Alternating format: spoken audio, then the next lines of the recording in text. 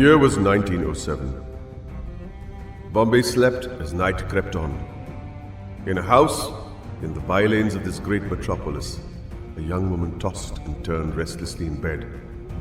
And just as dawn was breaking through, a gentle hand reached out to soothe a tender brow, and a voice seemed to beckon her from the realms of deep sleep. Hama? Hama! Mama, what is it? Why are you so sad? My dream, my unfulfilled dream. Cried the apparition before vanishing into the night. The young lady woke up from her dream, and there and then, at the crack of dawn, she made up her mind.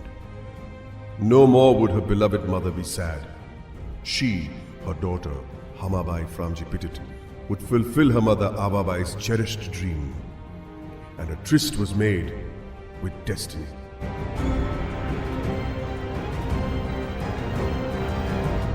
North of Bombay is the elite area of Bandra, the home of the stars and the who's who of society. Cocooned amidst the seaside sweep of Carter Road and the sylvan Pali Hills, stands an edifice, majestic, regal and proud. The Bai Avabai Framji Petit Girls' High School, a tribute of her daughter's love for her mother, a testimony of the fulfillment of her mother's unfinished dream. Avabai Petit was the daughter of Sir Nasarvanji Petit, the founder of the Pune Boys' Orphanage, which had made its humble beginning in Lal Bagh. It became her dream to establish a similar institution for Parsi girls. But man proposes and God disposes. Before her dream could see fruition, Avabai left for her heavenly abode on the 14th of October 1907.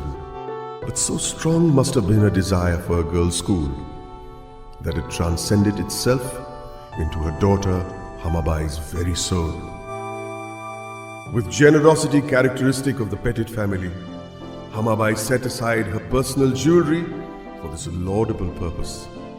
This remarkable daughter sold 199 pieces of the most exquisite jewelry and 530 ratis of loose precious stones. It fetched a handsome sum of rupees 12 lakh. With nary a thought, Hamabai gave away all. From the sale proceeds of her rightful inheritance, she purchased and erected the school building, replete with furniture, fixtures and fittings.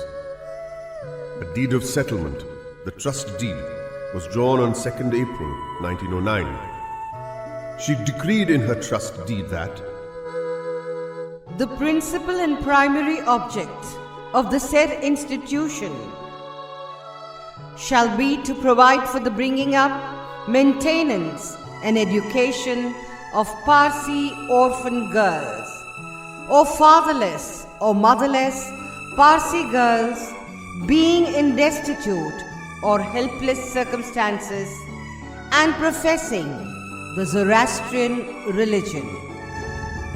On the 13th of March 1913 was founded the Bai Avabai Framji Petit Girls' Orphanage, a living testimony of her daughter's unshakable tenacity to fulfill her mother's unfulfilled dream. The girls' orphanage at last saw the light of day. Starting with 40 boarders, today the school has 1,000 students, out of which 100 are boarders. From the very beginning, great care was expended towards the holistic development of the girl child. Special emphasis was paid on needlework, dressmaking, house cleaning, music, dairy work, painting, gardening, first aid and nursing. Little wonder that every child who has left the portals of this great academic institute has found for herself a place in this world.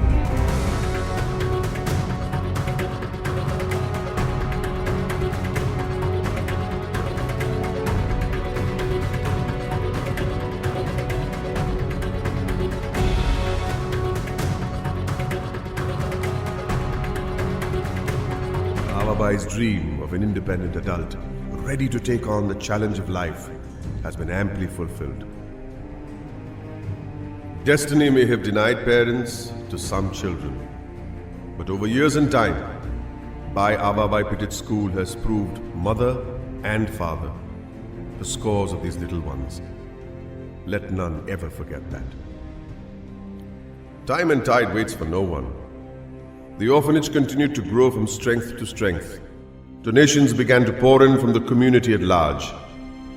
From the monies donated by Zoroastrian families in loving memory of their dearly departed, cottages were added to the school.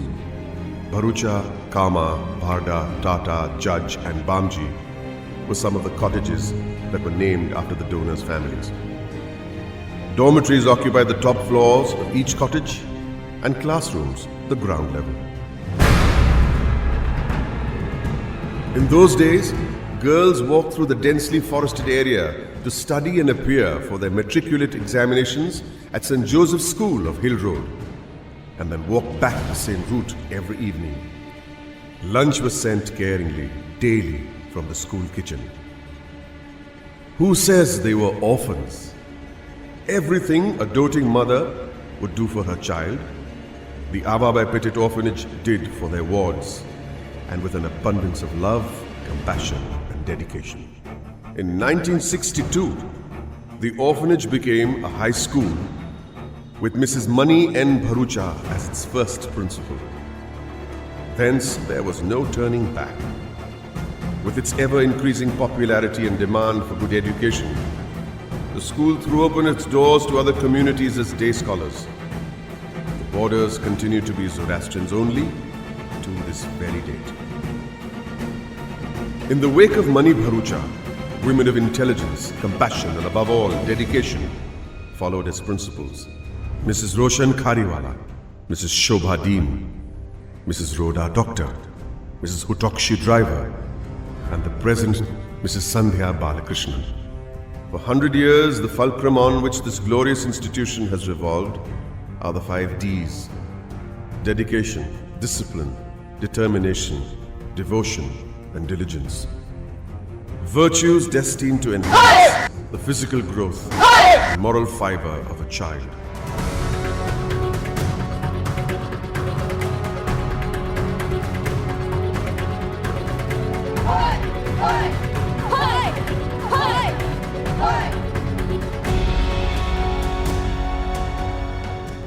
Salute to the institution. Salute to the trustees. Salute to every principal, teacher, matron, and helper staff of this great institution. Hamabai Framji Petit will live in the heart of every Petitite, as also in the heart of every Zoroastrian. Proficient in disciplines of sports rarely attributed to women on those days, Hamabai's forte was horse riding, racing, and hunting. Yet, at heart, this very sporty, outgoing personality was deeply religious, a Zoroastrian in every sense of the word. The Petit Fasli Agyari at New Marine Lines stands proof of the same. And the only Atash Behram which stands even today in Iran was built out of the munificence of the Petits. In the annals of Zoroastrian history, this dynamic family has carved for itself an undeniable niche, casting indelible footprints on the sands of time.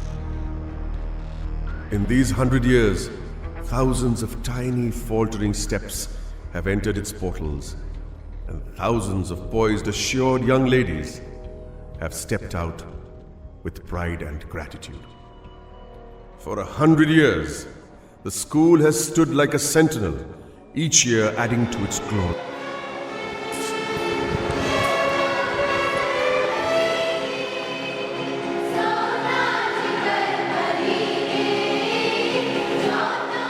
There it stands even today, lulled by the soothing sea, surrounded by serene foliage, a tower in the face of all adversities. As each young lady bids a final tearful adieu to her alma mater, it calls out reassuringly, Go, my child. You are now ready to take on the world. Shake off those tears and smile as you walk away. As you cast your last glance at me, remember, students will come and students will go. But I, your alma mater, will go on forever.